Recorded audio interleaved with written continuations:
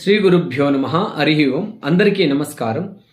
ఈరోజు కుంభరాశి వారికి, కుంభలగ్నం వాళ్లకు ఒక అనుకూలమైన డబ్బులకు సంపాదించడానికి, డబ్బులు నిలవ ఉండడానికి ఒక అద్భుతమైన పరిహారం.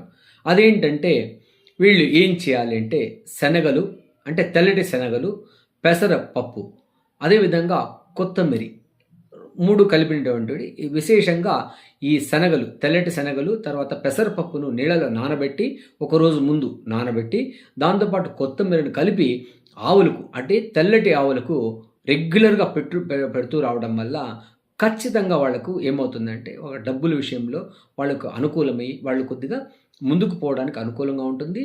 అదేవిధంగా తన అనుకున్నటువంటి సంపాదన కూడా దొరకడానికి కూడా చాలా అవకాశం ఉంటుంది.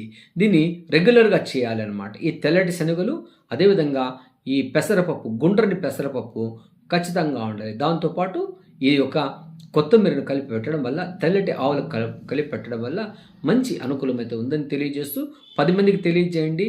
సర్వే జనా సుఖినో భవంతు, సన్మంగళాని భవంతు.